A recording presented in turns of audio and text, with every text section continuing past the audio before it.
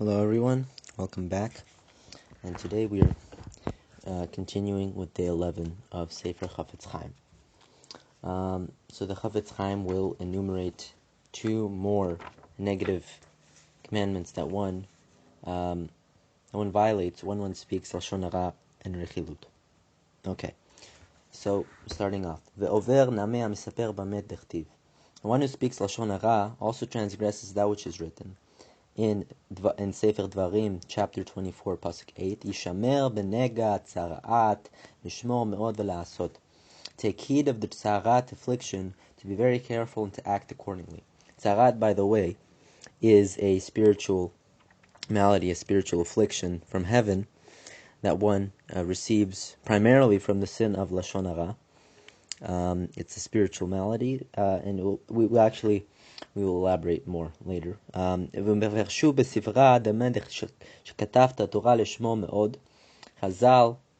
explains in Sifra that when the Torah writes the seemingly extra phrase to be very careful, right? לשמור מאוד. הכוונה שלא לשכוח מלהיזהר מלשון הרע. It means that you should not forget to remain vigilant against speaking לשון הרע. שלא תבוא עליך tzaarat על ידי סיפור הזה, so that you will not be afflicted with tzaarat because of this lashon hara account. Tzaarat is a spiritual affliction, as I just said. It's a skin malady, similar to leprosy, but it isn't leprosy. Your skin becomes white, and it goes all around your body. And tzaarat, as it says in Masechet Erechin, primarily comes about as a punishment for speaking Lashon Hara. There are other sins that a person transgresses, which will incur tzaarat, but Lashon Hara is the primary one. So the Torah is, in effect, instructing us, guard yourself against tzaarat by refraining from speaking Lashon Hara, because Lashon Hara is the primary cause of you getting tzaarat. So the Torah is saying so by saying that you should refrain from speaking Lashon Hara so that you won't get tzaarat. So that's the end of Seif 3, but there is a very important question that we have to address, is why today there's no such thing as punishment of tzaarat. At least on the outside, you don't see anyone suffering from white skin affliction. You don't see anyone suffering from something similar to leprosy. Why is that? Because obviously our generation is not so mitukan that we're not speaking Lashon Hara. So the answer is because, first of all, a person received tzaarat, a mitzorah, right? Someone who has tzaarat, he has to be on a very high madriga, very high level, in order to, merit the punishment of tzaarat. Because this punishment is actually to the person's benefit, right? A person is excommunicated, sort of. He's sent outside the camp, outside the boundaries of the city, and a person is first forced to be alone, sit alone, and go through introspection, go through his deeds, and a person at the end of that cycle, at the end of that term, he does tshuva, and he becomes a better person, a new person. So it's, in fact, an opportunity for a person to tshuva and come back and to erase his sins. So nowadays, we do not suffer tzaarat because, first of all, we cannot bring the sacrifices in order to purify ourselves from tzaarat. Right? Tzaarat renders you impure. Impure to the extent that you're termed as dead. Since we don't have the temple, we cannot be purified from tzaarat. So if one were to get tzaarat, a person would never become pure, and that means that a person would always have to sit away from his people. He would always have to be alone and everything, because he's impure and he cannot rejoin society. Nevertheless, one should not think that one goes off scot-free when one speaks Lashon Hara, because in fact, although one doesn't receive tzaarat, right, visible tzaarat, one receives spiritual tzaarat. It's called tzaarat of the soul. And if one fails to do tshuva for the sin, rectify a sin, his soul remains stained even after he dies. And this stench of the tzaarat on his soul will be obvious to all when he goes up to Olam Haba, and he will not be allowed to enter Hashem's chamber in Gan Eden. And he will be forced to sit alone outside the camp of Klal Yisrael. And Chavetz Chaim actually says that nowadays the punishment instead of is poverty, and because the reasons because one speaks lashon hara out of arrogance, a person is afflicted with poverty in order to humble him because of his arrogance. Okay, a fourth prohibition that applies to lashon hara and rechilut, and both the speaker and the listener. Ve'over nami. And by the way, actually, before I continue, the Chavetz Chaim, right, the 8 modes in regards to this prohibition, it applies if one speaks lashon hara rechilut, if the person you're talking about is present or absent. If it applies if one is the speaker, one violates it if he's the speaker. If it's the truth, or if it's not the truth. And the Chavetz Chaim in his Ber Mayim Chaim, commentary to Mikor Chaim, is unsure whether this prohibition applies to the speaker or also the listener. Okay, so the fourth prohibition. And one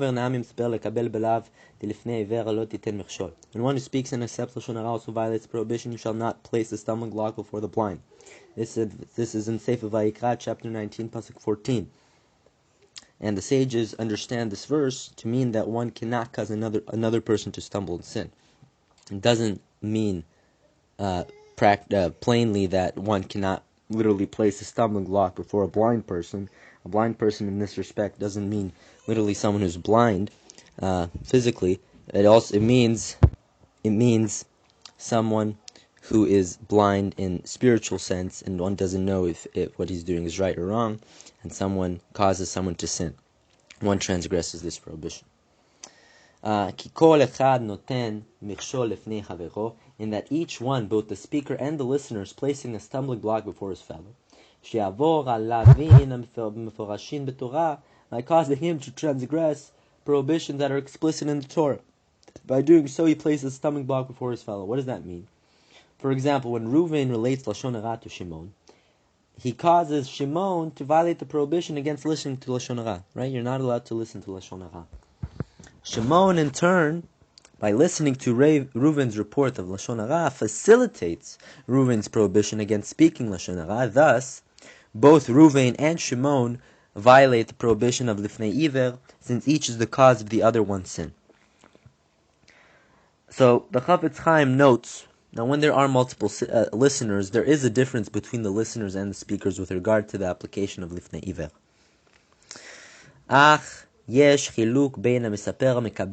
There is, however, a difference between the speaker and the listener in this regard. This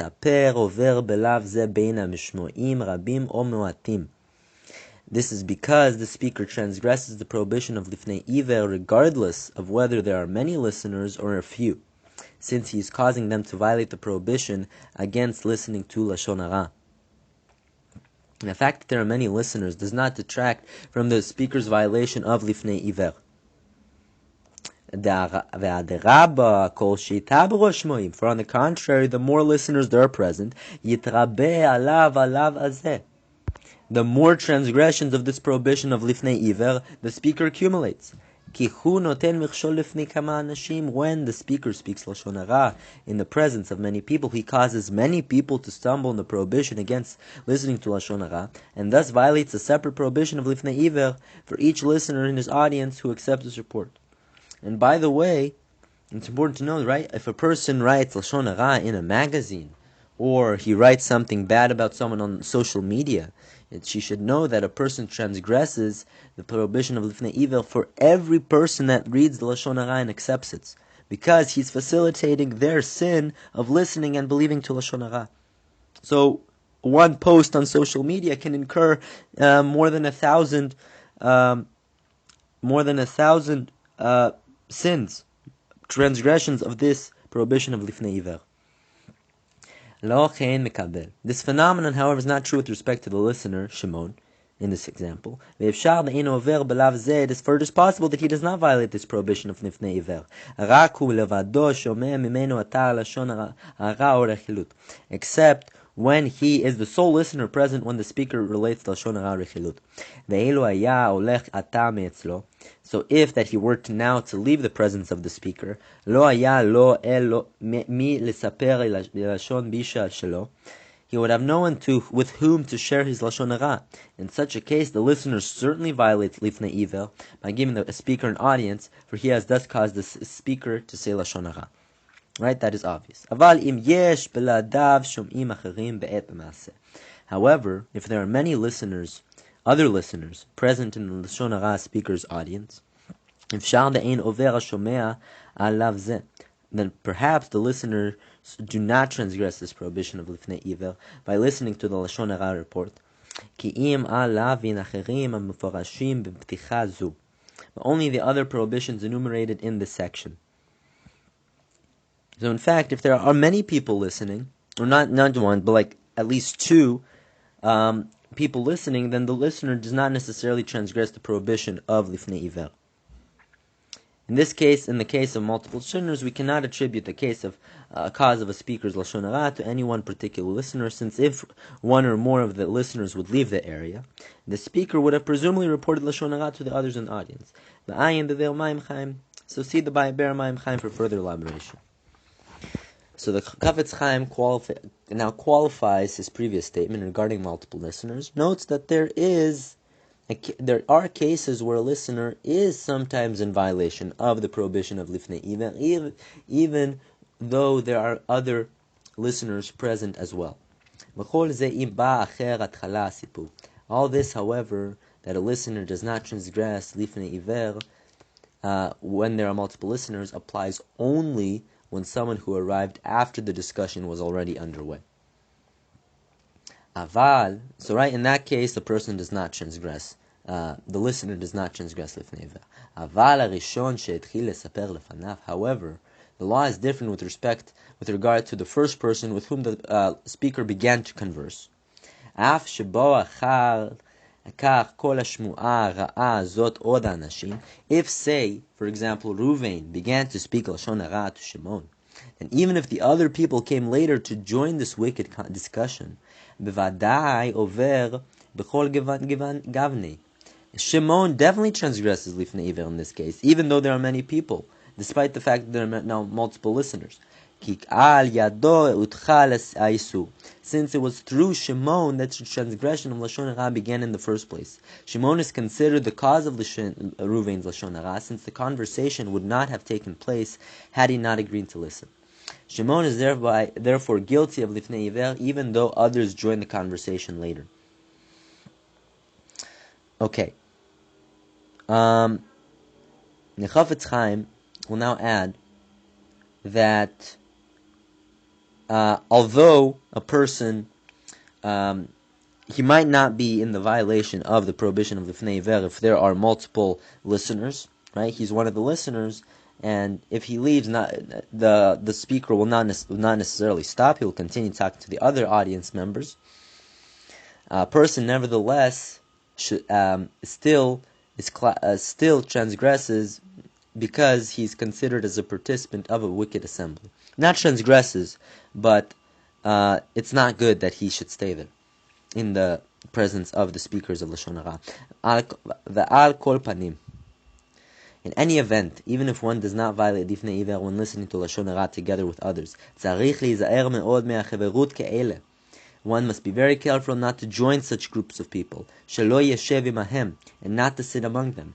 Ki lemala kulam nichtavin b'shem chavurato rasha, because above in heaven, the entire group is inscribed as being part of a wicked assembly. Ki kein ita b'tzavat Rabbi Eliezer HaGadol. Indeed, this is what's stated in the ethical will of Rabbi Eliezer HaGadol in Orchos Chaim 55, shetziva leOrkenus beno zel alshono, who instructed his son Horkenus as follows: Bani al tasher b'chvurato amorim begnai mechaverim.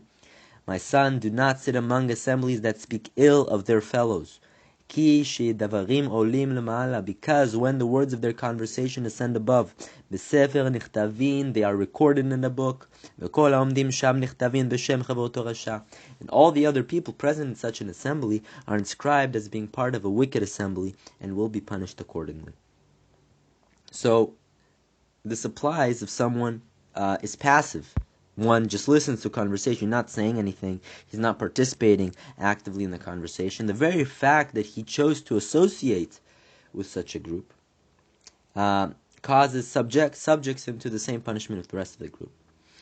Now, what if you're just with a group of people and then they just start speaking Lashon Hara, right? You couldn't have prevented itself. Like, what can you do? There are several. The Chafetz Chaim will elaborate this in Klal 6, say 5. But briefly, what can one do? One can, first of all, one has to rebuke the people speaking Lashon Hara, right? Because they're transgressing, you're obligated to rebuke them. If you know that your words of rebuke will not help, then one has to either walk away from the gathering, or he has to place his fingers in his ears, right? He has to close his ears so that he does not listen to Lashon Hara, because the prohibition still stands.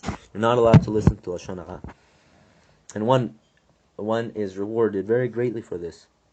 However, if you know that you will be thought of like an idiot, of a weird person if you do this, if you try to slip away from the company, then one has to strengthen himself. There are 3 sets of action. First of all, he has resolved to not believe in the derogatory information that the speakers are relating. The second thing he should do is he must not be pleased. He cannot be pleased to hear these forbidden accounts. And lastly, he must control himself, and he must not show the speakers and the audience members any gesture that would indicate that he approves of this word. If he is able to show them a severe face, this is in fact what one should do. One should show his disapproval. And that is the end of today. I will post the pictures of the 8 modes. Right? In this prohibition, all 8 modes apply, and I will post pictures of the table so you guys can see and memorize. And if you didn't hear me or didn't understand, you can also look back at that. And that is the end of today. Thank you for listening. We'll be back next time.